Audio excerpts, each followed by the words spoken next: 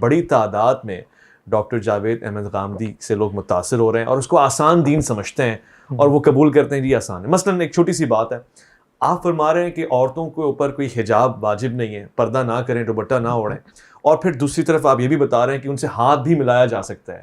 یہ کون سا دین ہے؟ جی اجزاء میں لے لیتے ہیں کہ ایک چیز کو بڑا فائدہ ہوتا ہے, آپ جز میں چیز کو سمجھیں تو عام طور پہ جو پروپیگنڈے کی نفسیات ہوتی ہے اس کی تحلیل ہو جاتی ہے. سر کی اوڑھنی, کبھی کسی نے غامدی صاحب کا اس پر موقف پڑھنے کی زحمت کی. غامدی صاحب نے اس پر ایک مضمون لکھا ہے اور یہ بتایا ہے کہ سر کی اوڑھنی بڑی محمود چیز ہے. دین جس حیا کے جذبے کا فروغ چاہتا ہے اس کا ظہور ہوتا ہے سر کی اوڑھنی میں. ہم لوگوں کو اپنی تہذیب, اپنے کلچر میں پروموٹ کریں گے کہ وہ سر پہ اوڑھنی اوڑھیں.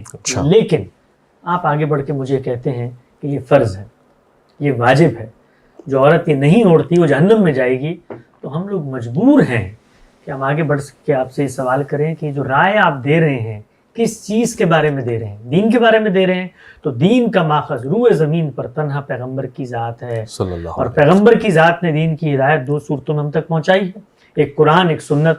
ذرا قرآن کی آیت پڑھیں, لفظ کا ترجمہ کریں, جملے کی تعلیف بتائیں, سیاق و سباق نظم میں رکھ کر آپ کلام کا مفہوم متعین کریں اور ہماری جہالت کے پردے کو بھی اٹھا کر ہم پر واضح کر دیں کہ اللہ نے کہیں قرآن میں کہا ہے کہ سر کی اوڑھنی لازم ہے.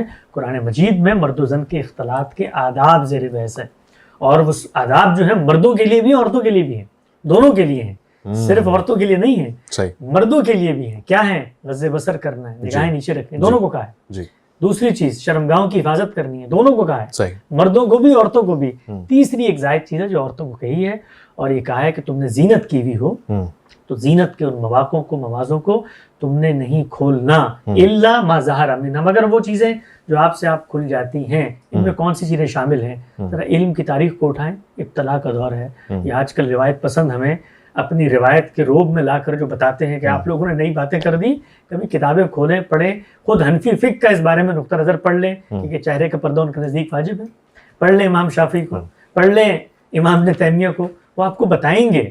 تو ہمارے یہاں اس وقت ایک سوڈو علم کی رواج چلا ہوا ہے, جس میں آپ کسی محلے کی مسجد کی امام کی جمعے کی تقریر سنتے ہیں اور اس کی بنیاد پر اس کو پوری امت کا موقف قرار دے کے لوگوں کے اوپر چڑھ دوڑتے ہیں.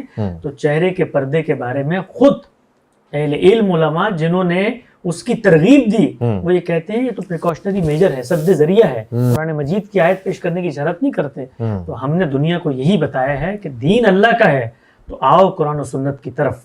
باقی جہاں تک بات ہے ہاتھ کے مسافے کی, تو رسمی مسافہ دنیا کا ایک عرف ہے میل جول کے موقع پہ. رسول اللہ صلی اللہ علیہ وسلم کی بعض روایات ہیں, آپ نے فرمایا الا لا اسافر النساء, میں ہاتھ نہیں ملاتا. کیوں نہیں ملاتے؟ اس لیے نہیں ملاتے کہ جس زمانے میں خواتین آپ کے پاس آتی تھیں, بیعت لیتی تھیں, اندیشہ تھا اس بات کا کہ وہ اس کو پروپیگنڈے کا موضوع بنائیں. منافقین بیٹھے ہوئے ہیں اور عورتوں پہ ریپ ہو رہے ہیں اس زمانے میں, تو آپ نے ایک وقتی تدبیر اٹھائی. ورنہ میں آپ کے سامنے درجنوں روایتیں پیش کر سکتا ہوں کہ خود اللہ کے پیغمبر کا ہاتھ پکڑ کے عورتیں کئی موقعوں پہ چل پڑی, مسجد نبوی میں اور مدینے کے اندر. تو یہ بات ہے حقیقت میں. باقی میڈیا کے لوگ ہم سے متاثر ہوتے ہیں, مولدین متاثر ہوتے ہیں, علماء متنفر ہوتے ہیں, ہمیں اس سے کوئی غرض نہیں ہے. سچی بات ہے, میں آپ کو بڑی ایمانداری دیانتداری سے بتاتا ہوں. ہم لوگ قرآن و سنت کی حقیقی تعلیمات کو تعلیمانہ حیثیت میں سمجھنے کی کوشش کرتے ہیں. وہ کوشش کسی کو اچھی لگتی ہے تو بڑی اچھی بات ہے, وہ کوشش کسی کو بری لگتی ہے تو اس سے ہمیں کوئی سروکار نہیں ہے. خوب, اس کو میں اس طرح سمجھ لوں کہ آپ فرما رہے ہیں کہ خواتین کے ساتھ اگر ہاتھ ملایا جائے اس میں شریعت ممانعت نہیں کرتی ہے, اور یہ ہر مزاج یا عرف کے مطابق ہو سکتا ہے. ہو سکتا ہے اگر آپ ایک سدید ذہن رکھتے ہیں, سنجیدہ آدمی ہیں, رسمی مسافہ کرتے ہیں, آپ کو اس بات کا پورا امکان ہے کہ مسافے کے بعد آپ نے ہاتھ چھوڑ دینا ہے. اس کا ہاتھ پکڑتے ہوئے جس طریقے سے ہم سب جانتے ہیں کہ ملانے کا ہاتھ کیا ہوتا ہے اور دبانے کا ہاتھ کیا ہوتا ہے, تو یہ ساری چیزیں پیش نظر رکھیں. اور اس میں سد ذریعہ ہے.